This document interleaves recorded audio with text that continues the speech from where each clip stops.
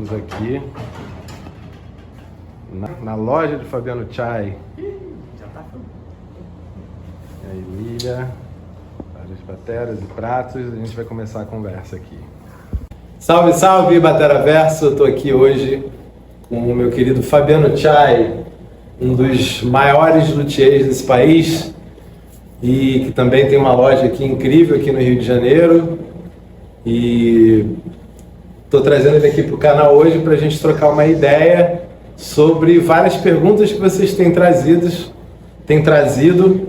que é equipamento. Vamos falar sobre equipamento, que é um assunto que nenhum baterista gosta, né?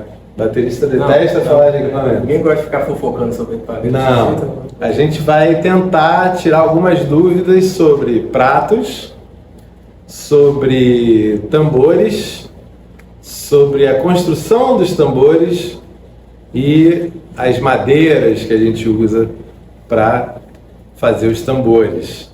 Então, com vocês, Fabiano Chai. Conta aí, Chai, como é que é o dia a dia aqui da oficina e da loja e assim, como é que é a construção das baterias, como é que está chegando isso para você? A gente estava falando agora há pouco, né, como é que as baterias são feitas. Enfim, a gente tem uma série de baterias de fabricação nacional. E eu queria que você falasse um pouquinho assim, como é que uma bateria é feita. A bateria, ela tem duas coisas muito distintas, né? Ela é um instrumento que tem duas partes completamente diferentes e que a gente precisa ter o domínio de duas áreas totalmente distintas para poder fazer o instrumento.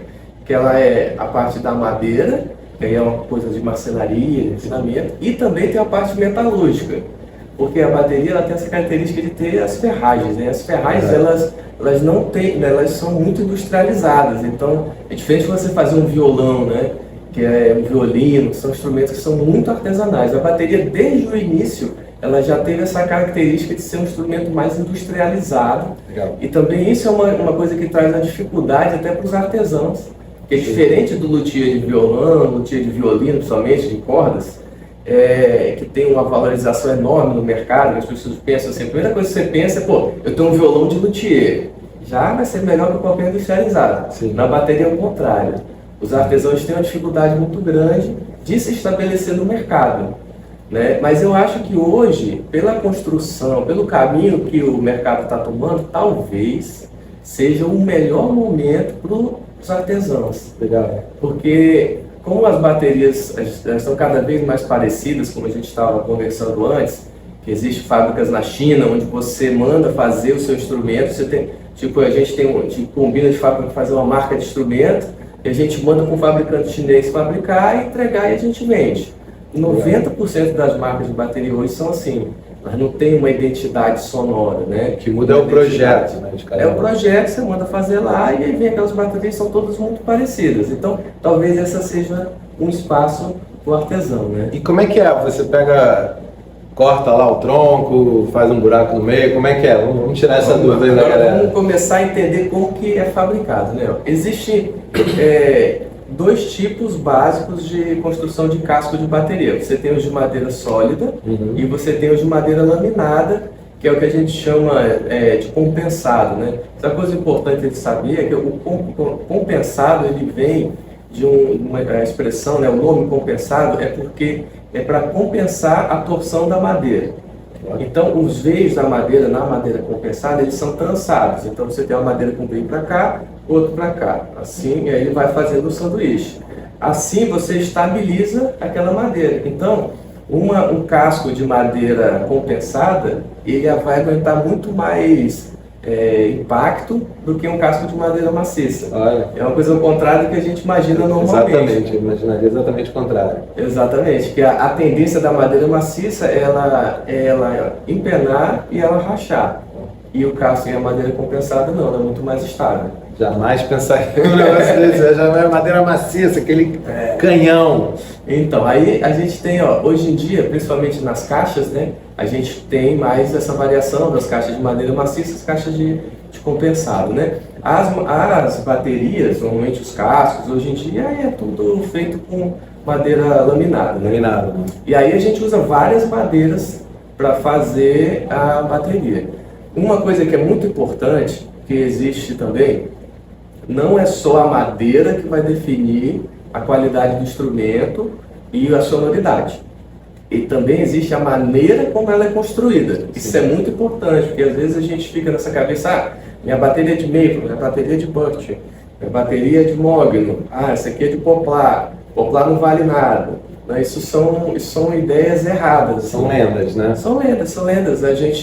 Você pode conseguir um poplar, por exemplo, você consegue baterias excelentes. O Cravioto, que é uma das baterias artesanais assim, mais celebradas do mundo, né? Tem bateria de poplar. Sim. É excelente, custa muitos $1000 e tem uma sonoridade maravilhosa, é de poplar. Os cascos das baterias, todo mundo fica se batendo para comprar as baterias velhas dos anos 60, era mogno poplar. Ó, tá vendo, galera? É pela característica da madeira, né? E não a gente fala assim, porque as baterias baratas de poplar, Basswood, então não vale nada. E a madeira influencia como o som, assim, o Burt gera qual tipo de som, o Maple gera qual tipo de som, o Poplar gera qual tipo de som. Aí vamos entender agora como é que é o funcionamento da madeira em relação ao som. A característica principal que vai fazer a sonoridade da bateria ser diferente é a dureza da madeira. Então, as madeiras moles, elas vão tender para um som mais grave. Aí que você pensa comigo, quanto mais mole o material, mais ele vai absorver a vibração. Assim como é num estúdio, se a gente tem uma parede de pedra, ela vai soar de um jeito, se você botar uma espuma, ela vai morrer o som. Sim. A madeira é a mesma coisa. As madeiras mais duras, elas fazem o som soar mais. E aí isso também vem a parte da construção. Quando você tem um sistema de construção, você consegue deixar o casco muito rígido, você consegue ter mais produção sonora. Você tem um sistema de construção, o casco fica mais molenguinha, ele vai morrer mais o som. E aí entra aquele desenvolvimento das construções, como por exemplo a Pearl e a DW, eles usam um sistema que você coloca as lâminas da madeira, uma cola, ela tem uma prensa hidráulica que é muito forte e ela também esquenta a cola, então ela derrete a cola, essa cola ela fica líquida, muito fininha, como se fosse a própria seiva da madeira, cola a madeira, ela entranha na madeira essa cola, e aí quando sai o casco é quase como se ele fosse maciço, só que compensado, aí ele não vai rachar. Legal. E tem uma curiosidade, é que a DW hoje, depois que eles lançaram a linha Collectors, né, foi quando eles passaram a fabricar o próprio casco, que antes quem fabricava o casco era a Keller, que é um grande fabricante norte-americano, que fornece para todo mundo, para a Gretchen, fornecia para a DW, inclusive. A DW comprou as formas que eram da Pearl. Olha. Então aquelas formas dos anos 90, aquelas filmagens antigas, essas formas são da DW hoje. Ou seja, a DW de hoje é a Pearl de ontem. Mais ou menos, mas é tipo isso. São curiosidades aí do mundo da bateria que a gente acha que todo mundo é inimigo, né? Sim. A gente sempre tem essa ideia, né? Concorrente e tal. Menos a Pio e a Tama, aí eles são concorrentes mesmo. É inimigo. Aí, não chama amigo não, Não chame para mim no jantar Tama e Pearl. Não, eles são muito amiguinhos não. Mas existe isso. Então, voltando um pouquinho lá para o nosso assunto. Se você tem uma construção mais mole, você vai ter um som mais mortinho. E as madeiras também. Hoje no Brasil, tem alguns fabricantes que têm usado muito uma madeira que é a Suma 1, né, que é uma madeira que ela é muito mole. E ela é usada para fazer compensado flexível. Que é usado para fazer balcão, você pode usar ela para várias coisas, né? E aí, quando você faz um casco com essa madeira, ele fica muito grave e ela tem pouco volume, porque ela é muito porosinha. Né? Então é um casco que já não vai ter uma qualidade de construção tão legal. A gente já teve madeiras usadas no Brasil muito boas. Né? A gente usou muito pinho, o pinho é muito parecido com o maple, né? Então ele vai dar uma característica viva assim, para o instrumento. E existe assim uma mistura? A galera mistura assim uma com Burt? Existe. Você faz. A Pio tem a Pio Reference, né, que é um exemplo disso. Que eles, nos tambores mais agudos, eles usam Burt. Maple, o tom de 12 da bateria deles é todo de Maple. E os outros eles vão usando Mogno. Que aí assim, ó, o Burt é como se fosse uma madeira mais aguda. O Maple é uma madeira média, mas é uma madeira que tem um som quente. E o Mogno é uma madeira mais grave, ela é um pouco mais mole, mas ele também é duro. Ela não é tão mole quanto o poplar e tal. Então a construção ela varia de acordo também com o som que você quer. Então os tambores mais agudos, Exatamente. madeiras que têm uma propensão a um som mais agudo. Essa foi uma pesquisa deles, eles têm uma linha que chama Masterworks, e aí que você encomenda com eles, você pode fazer a sua cruz do jeito que você quiser. E aí eles fizeram uma bateria assim para um cliente, e a partir dessa bateria eles foram fazendo essa pesquisa. Também varia a borda dos surdos é redondinha, depois a gente vai falar um capítulo só sobre bordas para vocês entenderem. Mas basicamente é o seguinte, vamos lá falar um pouquinho da característica de cada madeira, para a gente dar uma finalizada nesse assunto, né? As bateras, as três principais madeiras que são usadas é o birch, o maple e o mono, né? Nas baterias brasileiras, a gente usou muito a araucária, né? Usou também a madeira mais escura. Esqueci. Eu não tenho nada de madeira. Enfim, mas a gente usou muito a araucária, que é o pinho, né? O pinho de araucária, que a Odeni fazia. A imbuia, gente. Imbuia, não ia saber nunca. A imbuia é uma madeira mais escura, mais grave também. E a gente também usou muito cedro. Só que o cedro não pode mais cortar, o pinho também não pode mais cortar, então é difícil de você conseguir essas madeiras, ainda existe, né? Mas é essa loucura aí da exploração, né? Das madeiras para fazer qualquer coisa, né? Mas enfim, e aí a gente usava essas madeiras para fazer as baterias.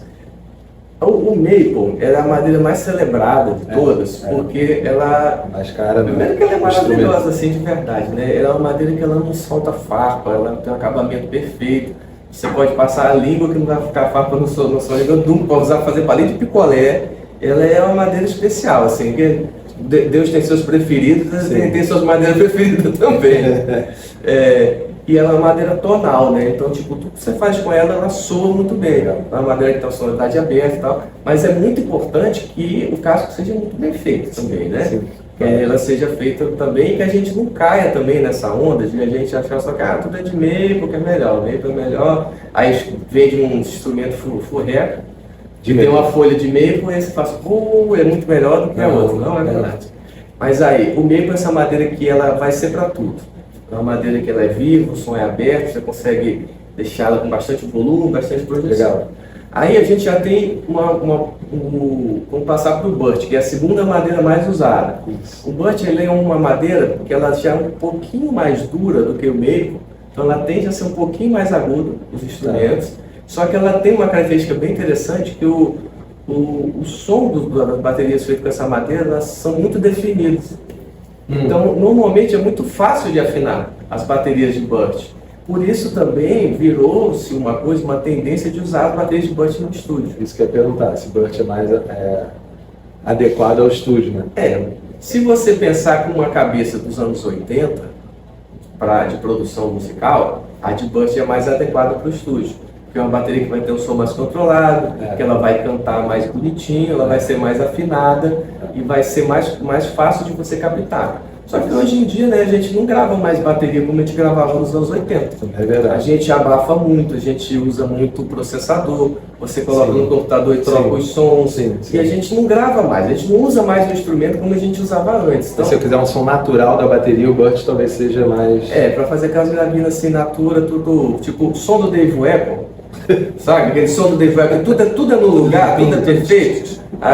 Tocar igual o Dave Weapon é difícil, mas tentar tirar os sons mais parecidos bateria de birch, pele ambassador. Tu vai tocar ali e vai dar tudo certo. Umas 50 horas de estudo por dia, aí talvez toque mais ou menos parecido.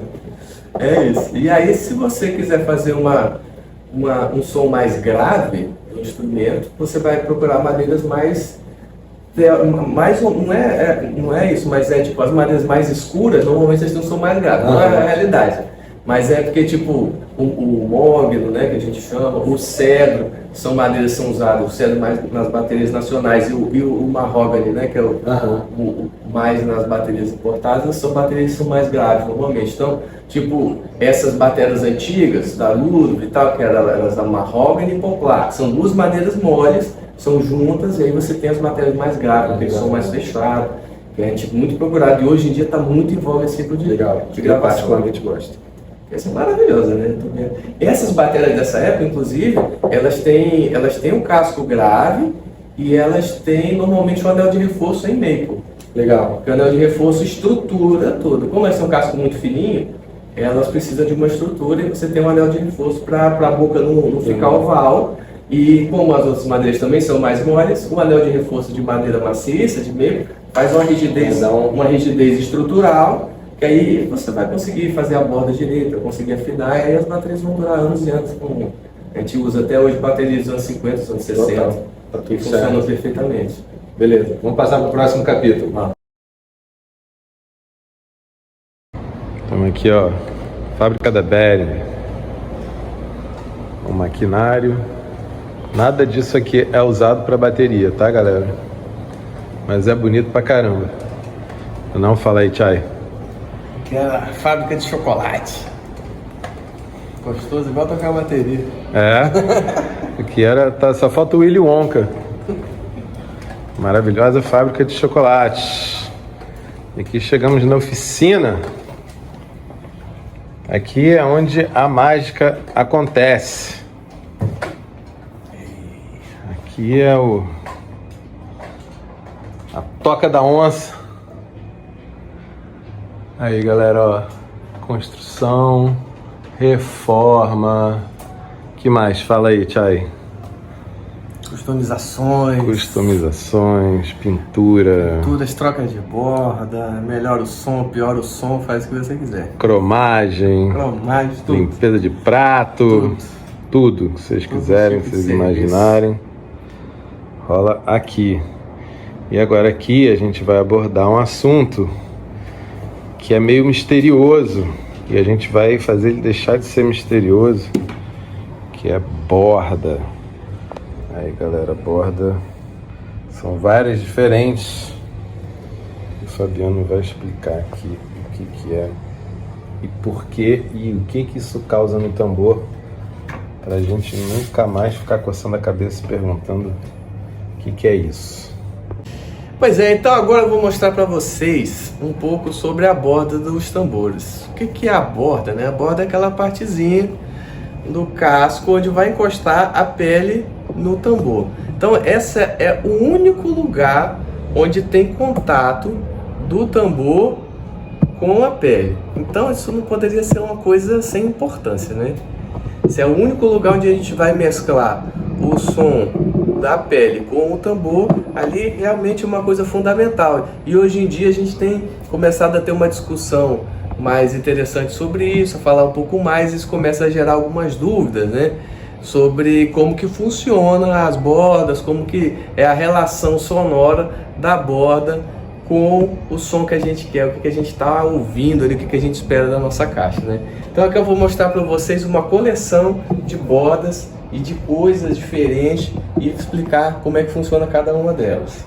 Aqui, ó, esse tambor aqui é um tambor da Tama, de uma caixa Superstar.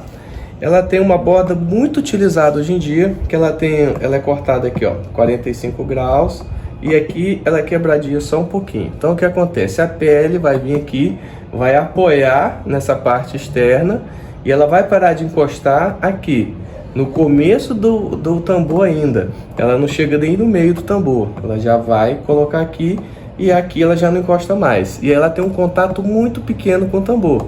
Então a tendência é que esse som seja mais aberto e tenha mais harmônicos.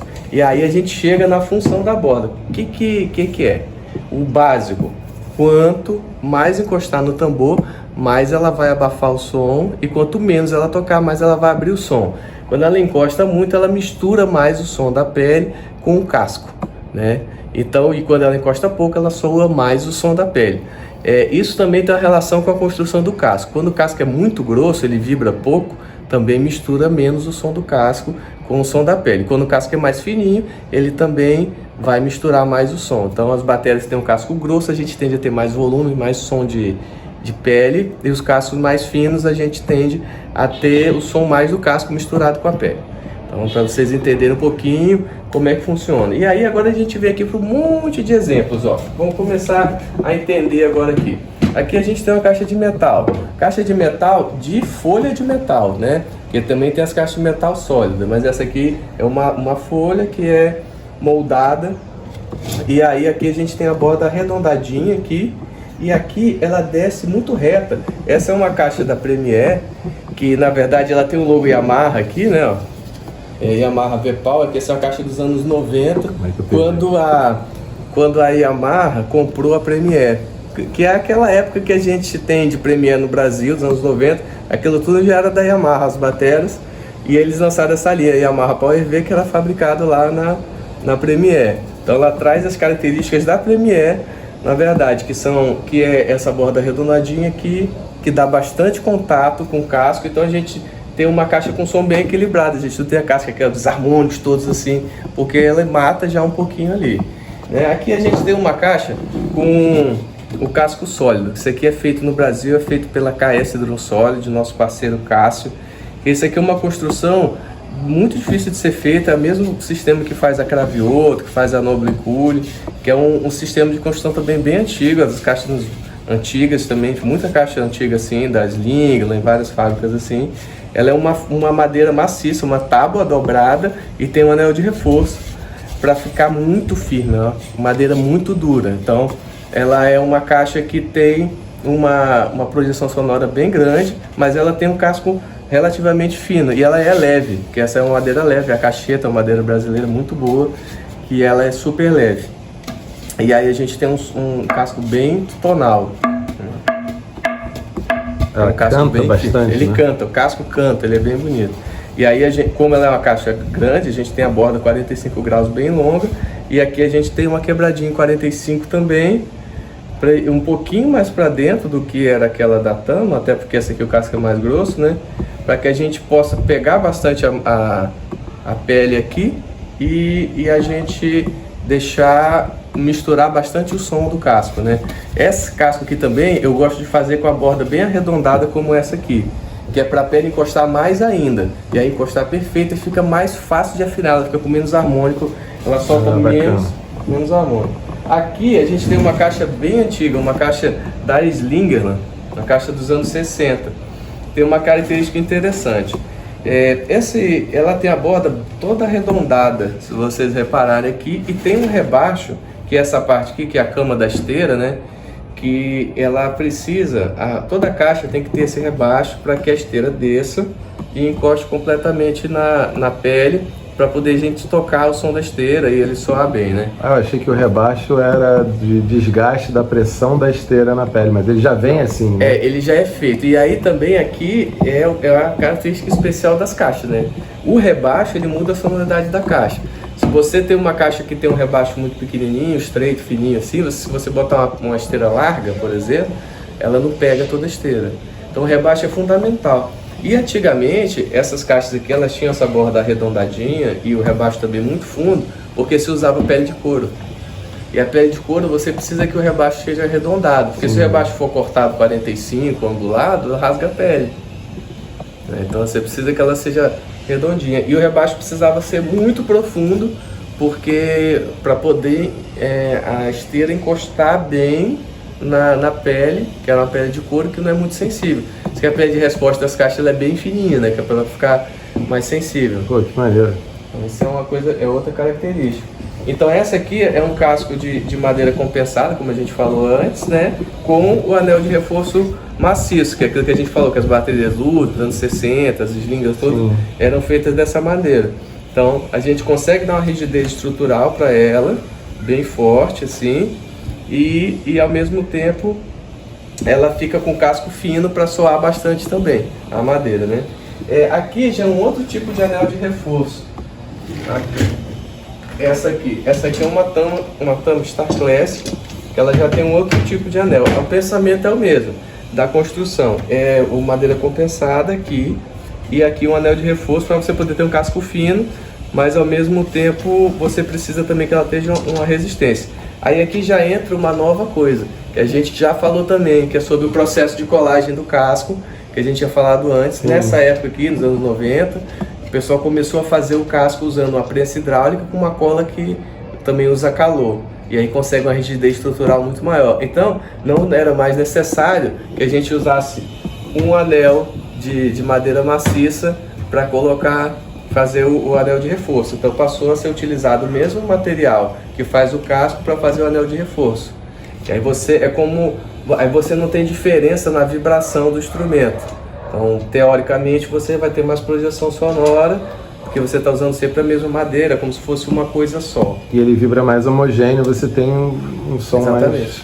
Ele vibra mais homogêneo, você tem um som mais redondo, digamos assim, do instrumento, né? E também tem as coisas que vão mudando assim com o tempo, né? Essa aqui é um exemplo aqui da Gretsch, né? Essa aqui, ó, é uma Gretsch dos anos 70, que ela tem essa borda mais arredondadinha, como eram as Gretsch que o pessoal chama de round badge, que tinha o escudinho redondo, né? Elas têm a borda arredondadinha assim. E essa aqui dos anos 70 também é assim. Já essa outra aqui, ó, que é dos anos 80, aí ela já tem a borda cortada no ângulo de 30 graus, que é a característica até hoje, é feita assim, e é tipo até um certo mito, né? A Gretsch é todo envolvida em mitos de construção, né? Um clássico também é o Silver Sealer, que é essa tinta que eles colocam aqui, que é para mudar o som do instrumento e tal. Não muda muita coisa não, né? Teoricamente seria aqui nessa aqui eles já botavam, né? Também e tal. Teoricamente seria uma coisa assim, tipo ondas estacionárias, tipo, quando você tem no banheiro, né, que você tudo de azulejo, ele vibra mais, então com essa tinta vibraria mais o som do tambor, mas funciona muito não, é meio mito assim. É mais a construção do casco, que é excelente. A Gretsch sempre teve essa característica de conseguir fazer um casco muito rígido, com as madeiras muito finas, um casco fininho, só que rígido. Então, diferente das outras marcas que tinham casco fino, a Gretsch não usa anel de reforço. A Gretsch nunca usou, nenhum casco eles não usam, não faz parte da construção. E o que isso pode trazer para o som, não ter o anel de reforço? O anel de reforço, ele dá uma encorpada no som, né? Ele deixa o som mais grave, assim, é mais fácil de afinar a bateria também. O anel de reforço, a Gretsch é uma bateria que tem um som que canta mais, vibra muito, né?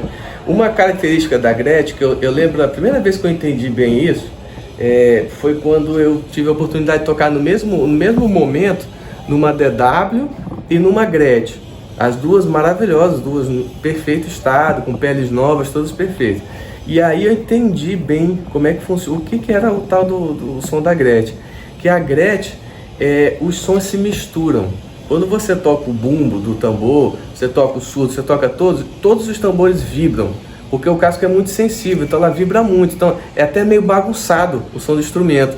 Você toca, tudo dela vibra junto, ela meio que como se fosse uma coisa só, ela cria como se fosse uma aura sonora, assim, sabe, um harmônico que está em tudo, assim, em todo lugar. Tanto que a Gretsch sempre foi uma bateria muito da galera do jazz, né? Então isso dá uma personalidade muito grande, né, ao som. Porque aí cada instrumento vai ser uma coisa completamente diferente. Exatamente, dependendo da sua afinação, você pode usar uma afinação mais alta. A Gretsch funciona perfeitamente com afinações altas, pele porosa, esse tipo de sonoridade mais jazz, né? E a DW, ela já era exatamente ao contrário. Cada tambor dela é feita para que ela isole o som do outro. Tanto que ela tem aquele sistema de suspensão que tem 4 apoios no próprio casco, né? A gente até tem aqui, tem uma DW que está ali desmontada. E aí, e cada tambor que eu tocava, quando eu tocava o bumbo, só tinha som de bumbo. Se eu tocava o tom, só tem som de tom. Então ela era o oposto da Gretsch. Então foi tocando essas duas que eu consegui realmente entender, assim, tipo, cara... Então essa aqui é o ângulo da DW aqui, do corte, ele também é 30? O da DW é 45 graus. 45, que é parecido com esse aqui. Que é parecido com esse aqui, que é parecido com o da Pil também, que é parecido com o que a Tama usa, que a maioria dos fabricantes hoje em dia usam de 30 graus. O que tem acontecido muito hoje... De 45, você diz? O de 45, desculpa. A maioria usa de 45. O que tem acontecido hoje é uma volta à borda arredondada, como era a borda da Slinger. A Slinger tinha uma borda que eu chamo de borda híbrida, que eu adoro usar em caixa. Ela fica perfeita. É como se a gente imitasse a borda da caixa Supraphonic da Ludwig na caixa de madeira. Ela na parte de fora ela é arredondadinha, aí na metade para frente do casco, ela é cortada em 45 graus. Ah, legal. Então a gente consegue encostar a pele bastante e depois solta. Então você consegue dar uma abafada assim, nos harmônicos, você controla os harmônicos, mas ao mesmo tempo ela continua super sensível no toque. Isso também é uma coisa importante da borda, né? Quando a borda é muito redonda, o som da caixa fica mais presinho. Então a gente faz o meio do caminho. Isso é a Mapex, eu acho, não tenho certeza, mas pelos projetos que a Mapex Black Panther veio tendo nos últimos tempos, que é muito parecido com a Slinger, eu acho que eles andaram comprando a Slinger, que a Slinger já ficou passando de mão em mão aí, um monte de fábrica, as né? máquinas e tal. E aí eles compraram as coisas, os projetos e passaram a fazer a linha Black Panther muito parecida com as caixas da Slinger. E essa borda eles estão passando para todos os instrumentos, que a Mapex chama de Clear Sonic.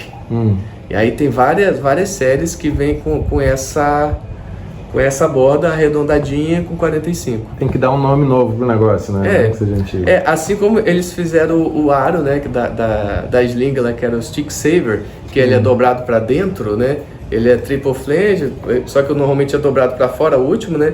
O deles é dobrado para dentro, assim, arredondadinho. Aí eles chamam de Sonic Saver. Legal. E na hora de comprar uma batera, aí a pessoa tá lá, quer comprar uma bateria, tá pensando em investir dinheiro. O que você acha que pode definir a escolha da pessoa, assim? Bom, fora a grana. Fora a grana. Então, vamos imaginar assim, o instrumento que eu vou comprar. Primeira coisa que você tem que ter na sua mente é para que você quer o instrumento. Esse aí é o número 1. Fabiano, eu quero um instrumento para tocar. Eu toco em restaurante, toco em bares na noite. Ou, eu tô começando a tocar agora, eu não sei, que eu gosto de tocar rock e eu quero ter uma bateria que vai me atender assim para eu tocar Iron Maiden. Ou assim, cara, eu sou um cara, eu amo samba, gosto de tocar nas paradas, então eu quero uma bateria para isso. Então, o principal é o uso. É isso. Com isso na sua mente, aí a gente vai começar a escolher o modelo mais adequado para o seu som. Então, se você quer uma bateria para tocar no restaurante, você não pode comprar uma bateria que tem um som, muito volume para você tocar num restaurante. Vai te atrapalhar, porque você vai ter que ficar o tempo todo controlando o volume, vai ter que ficar o tempo todo segurando a mão. Então você deve procurar um instrumento que tenha uma madeira mais grave, que seja mais fácil de controlar o volume.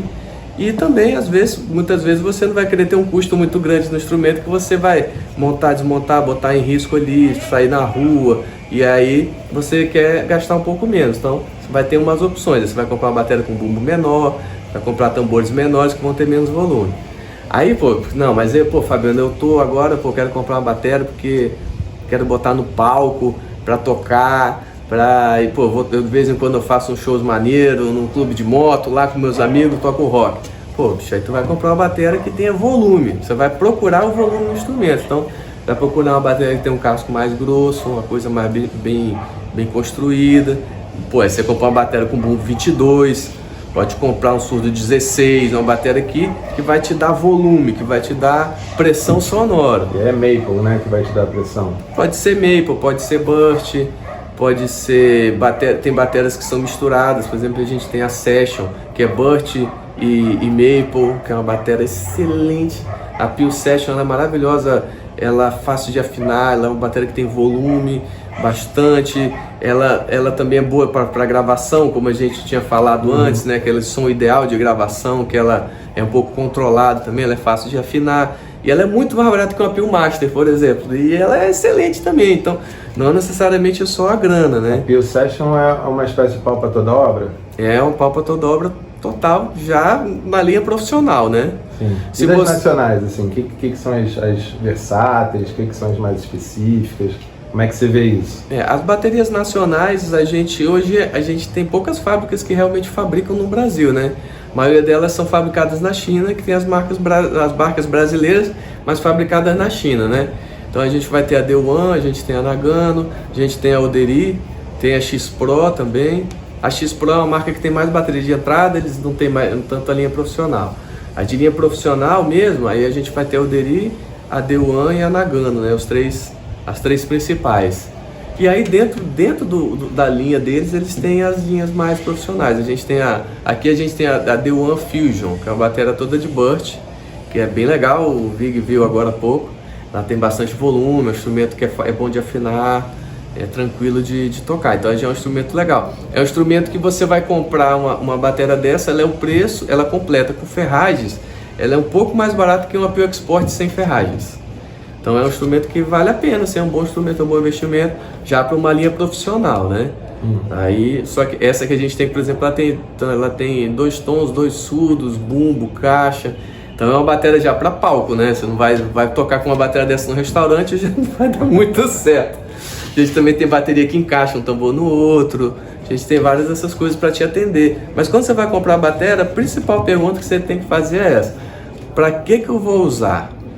E aí a partir daí, você vai comprar. E aqui na loja, se vocês vierem aqui, a gente, é o que eu acho, assim, eu acho que a principal função de uma loja física hoje, para fazer sentido existir uma loja física, é você fazer uma curadoria e uma orientação para o seu cliente para ele comprar o que ele necessita. Porque, tipo, não é só por comprar, porque comprar, cara, você compra qualquer coisa na internet. Não precisa ir numa loja para comprar. Vai vir aqui para quê? Para quê? Para nada. Sim. Você vai vir aqui para ter essa orientação. E essa que é a nossa principal função. É filtrar para você e falar assim, não, o melhor instrumento é esse. Não necessariamente é o mais caro, nem necessariamente é o mais barato, mas é o mais adequado para o que você precisa, para a situação que você vai escolher. Para você gastar o dinheiro com o que é para gastar, entendeu? Não gastar à toa. Você compra um instrumento e ganha uma consultoria sobre o instrumento. É porque eu sou fofoqueiro, né? Falo pra caramba. Passei a vida inteira, desde os 15 anos, 14 anos, cara, só penso em bateria. É fofoqueiro pra caramba. Muito bom.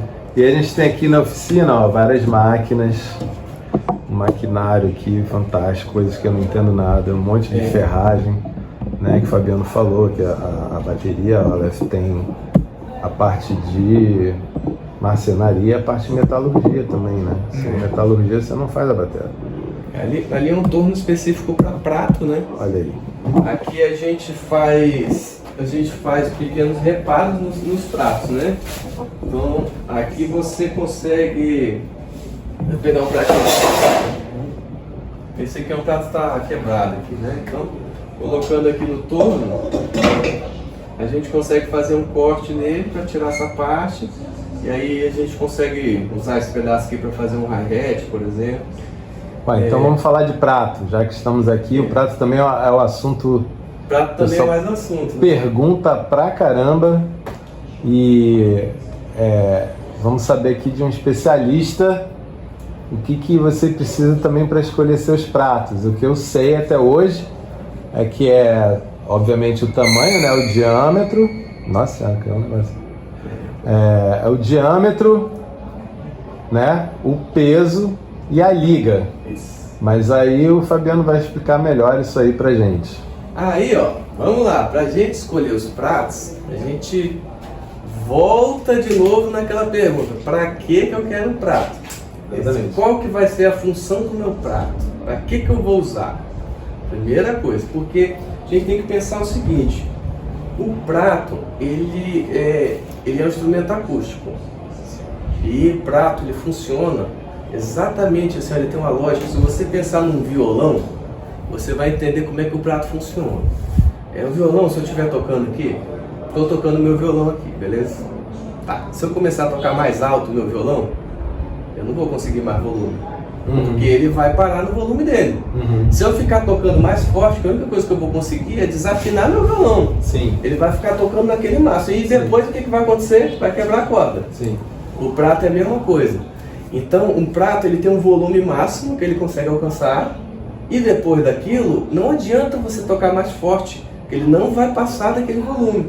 A única coisa que você vai conseguir é um som feio e quebrar o seu prato. Então é o que acontece aqui, ó. O que eu mais recebo é prato quebrado. Então, eu falo assim, cara, eu toco numa banda de rock, ou eu toco pagode. Que eu, vou esfolar meu prato, vou tocar, preciso de volume pro meu prato. Aí eu não posso comprar um prato Liga B20, que é um prato grave, fininho, que é um prato dark. Então, tipo, quanto mais fino o prato, mais dark ele é, quanto mais grosso, mais brilhante. E aí vai depender da liga. Liga B8, as ligas que são Liga B10, B12, a da Paiche, né, que tem um Signature, também são ligas que são um pouco mais agudas e que tem mais projeção sonora. E a Liga B20 é uma liga mais dark. Mas só que dentro de cada liga também você vai ter os pratos que são mais finos e mais grossos. E aí isso também vai mudar a sonoridade do prato, né? Então, quanto mais grosso, mais agudo, quanto mais fino, mais grave. E quanto mais quanto tem mais o estranho, mais grave ela é. Quanto menos, mais aguda ela é. Como é que eu sei onde tem estranho e onde não tem? É o B20, né? Ou o B. É dourado. O B é o do bronze, né? E o bronze é o cobre e o estanho, né? E aí o 8 é porque tem 8% de estanho e 92% de cobre. Aí o 12 é 12%, o B é o 20%, aí é o 20%. E aí é isso. Os pratos, vamos falar agora assim rapidamente aqui, ó, um minutinho sobre a história dos pratos. Quem criou o prato, quem inventou o prato foi a Zildjian. O prato que a gente tem hoje, o prato duplo, foi a Zildjian que inventou em 1623, é quando a Zildjian foi fundada. Caramba. E a Zildjian é a empresa familiar mais antiga em funcionamento do mundo, de todos os setores. Caramba, 1623. Aí, estamos fazendo 400 anos. 400 anos. 400? Não, 500 anos. 500 anos. 500? 400. 400, estou ruim de matemática. matemática. 400 anos. 400 anos de uma empresa que fabrica prata, né? Então não é uma brincadeira. Não dá pra subestimar um negócio desse. Não. Tudo que a gente faz é baseado na Zildjian, né? Aham. E aí, o prato, a Liga B20 sempre foi a principal fabricação dos pratos e tal. O B20 ele é fabricado diferente do prato B8, são dois processos de fabricação diferentes. O prato B20 ele é feito um disquinho de metal, né, de bronze, que esse disco vai entrando na máquina igual um rolo de pastel. Ele vai abrindo, faz um discão, depois você estampa a cúpula, fura. Isso aí é fácil de vocês acharem na internet, tem muita gente que mostra. O Domênio faz um trabalho maravilhoso de explicar tudo sobre como funcionam os pratos. Ele hoje é o principal fabricante do Brasil de pratos de primeira linha, pratos finos, ele faz os melhores pratos do Brasil, faz um excelente trabalho. E aí era feito assim. E aí você tem o prato B20, cada prato tem uma sonoridade diferente. Às vezes você pega pratos da mesma linha, mesmo tamanho, mesmo tudo, e eles têm sons diferentes, porque cada taruguinho vai dar um som diferente. E aí começou a surgir as bateras, aí que antes os pratos eram tocados como prato de orquestra, né? Você toca nas duas mãos, pratos de choque, o prato de ataque, o China também, que é um modelo muito antigo de prato. E aí a gente era tocado individualmente. Quando surgiu a bateria, os pratos começaram a ser tocados em conjunto. Sim. E aí surgiu, e depois ainda surgiu o hatch, né? Uhum. Que primeiro era o low hatch, que era só no chão, que era para tocar só com o pé, depois eles subiram, o high hatch, e começaram a tocar com a mão. Então já começou uma outra sonoridade. E aí foi se desenvolvendo os pratos. Aí começou a se criar o prato de condução, o prato de ataque. Isso antigamente não existia essa diferença, era só o tamanho, né? E todos os pratos era Liga B20, a Zildjian fabricava a maioria dos pratos que existiam no mundo. A linha B20 é a linha, essa linha, essa cor, B20, né? Essa cor. E aí aí veio o jazz, a bateria explodiu no mundo, né, com jazz e tal. Só que aí quando chegou nos anos 60, surgiu um negocinho que mudou tudo. Um tal de rock and roll. De rock, né? Tal de rock. Aí surgiu esse tal desse rock and roll, aí começou a aparecer uma galera tocando diferente, aí começou a aparecer um tal de um Ringo Starr, que era um maluco que começou a tocar com a hatch aberta aqui, fazendo as paradas. Aí começou a aparecer uma galera que filmou o John Bonham e toda essa galera aí da Inglaterra, e galera dos Estados Unidos, todo mundo começou a tocar muito alto. Começou a tocar com muito volume. Você precisava de um prato que projetasse mais volume, porque aí começou a surgir a guitarra.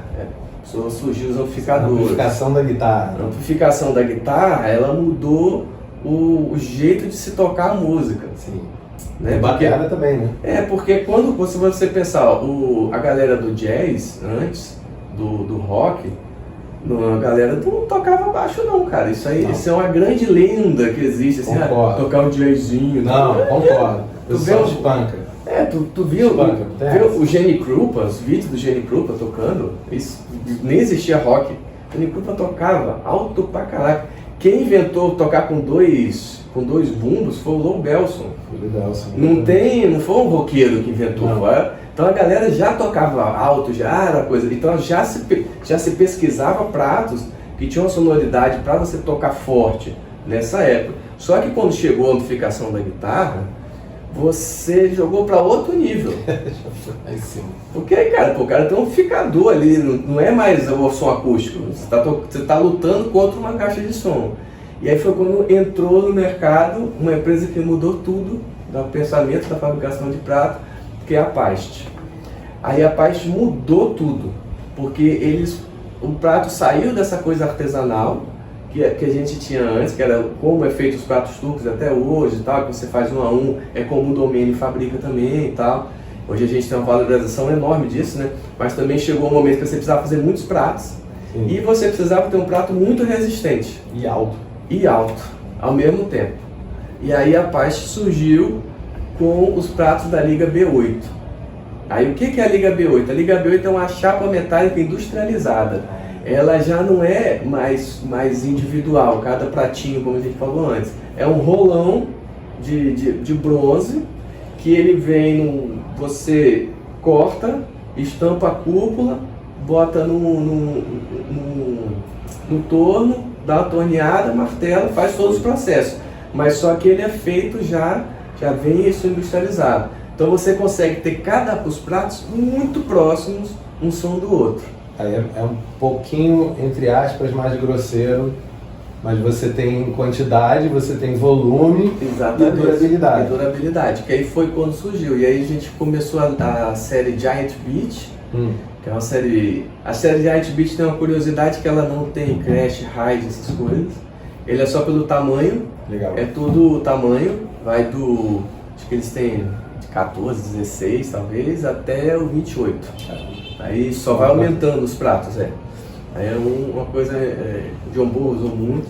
E aí depois eles lançaram a série 2002, Sim. que aí já são pratos mais... Aí o 2002 é o prato do rock, né? Pela divisão do coisa, assim. Aí tem a série Root, que é o prato mais grosso. Então, tipo, se você vai tocar som muito pesado, som que você vai ter que tocar muito alto, esse tipo de prato, ele vai te atender melhor. E é muito engraçado, porque quando você está tocando o prato, para você, às vezes o som é estranho, mas para quem está ouvindo, Sim. o som é bom. Sim. E aí, resumindo essa nossa história inteira da gente falando sobre pratos, é a mesma coisa. Você tem que pensar qual tipo de prato qual tipo de som que você toca, para você poder escolher seu prato. Então, se você vai tocar num restaurante, como a gente falou, que você precisa de menos volume, você pode usar pratos mais finos, você pode comprar pratos que você vai conseguir ter um volume mais baixo, mas ao mesmo tempo você vai ter uma sonoridade bonita. Porque quando a gente tem pratos grossos, a gente precisa tocar forte, porque senão o som dele não sai. Então o prato grosso ele serve para lugar para você tocar volume, vai ter que sentar porrada, você usa um prato mais grosso com mais volume. Se você vai tocar com uma coisa um pouco mais sutil, você usa pratos mais finos. E assim, tudo que a gente está falando não tem regra, porque a bateria é um instrumento que é o mais legal de tudo, é porque ela não tem regra nem de afinação. Não é como um violão, uma guitarra, que você tem que afinar daquela maneira, no máximo você tem uma variação ou outra. Bateria não, cada músico vai botar a sua personalidade, mas você tem que ter esse cuidado com o seu prato, saber que não adianta você tocar mais alto que o volume que ele te entrega, não vai resolver nada, só vai te dar prejuízo, vai quebrar seu prato. E você buscar a sua sonoridade, o som que você gosta, o tipo de prato que vai ser adequado para a situação que você está tocando.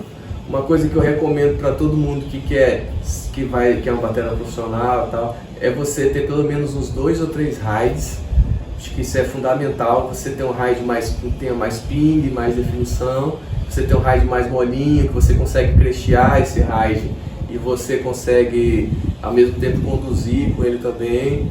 Então eu acho que isso é uma coisa que enriquece o seu set, facilita bastante o seu dia a dia, porque principalmente para quem faz gigs muito diferentes.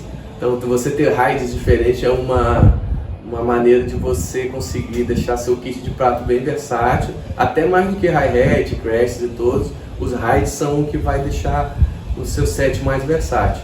E buscar isso, buscar essa sonoridade que você gosta mais e sempre pensando nisso. Pô, preciso de muito volume? Preciso de um prato mais agudo, mais grosso. Pô, nessa gig aqui é tudo relax e tal, galera, todo mundo toca na mãe, então pô, posso com meus pratinhos mais fininhos aqui, e aí eu vou tocar tranquilo, não vou gastar dinheiro à toa, rachando prato de bobeira por aí. Beleza. Bom, Fabiano, cara, muito obrigado. Arrasou Vê demais. se dá pra usar aí. Aí, galera, Batera Verso, Fabiano Chai. É o cara aqui no Rio de Janeiro de luteria, o cara que mais saca de batera assim, que eu conheço. Então, salve de palmas. Muito obrigado. E vamos em frente. Obrigado por tudo que você falou pra gente. E sem esquecer, né, que eu falo pra caramba, às vezes eu sou meio confuso. Se vocês quiserem qualquer coisa pra perguntar, ficou na dúvida, pô, falei alguma coisa que não ficou muito claro, quer que eu resuma mais um pouquinho? Pergunta nos comentários. Deixa comentário, fala com a gente, vem aqui na loja, fique à vontade. Beleza. Valeu, galera. Até já.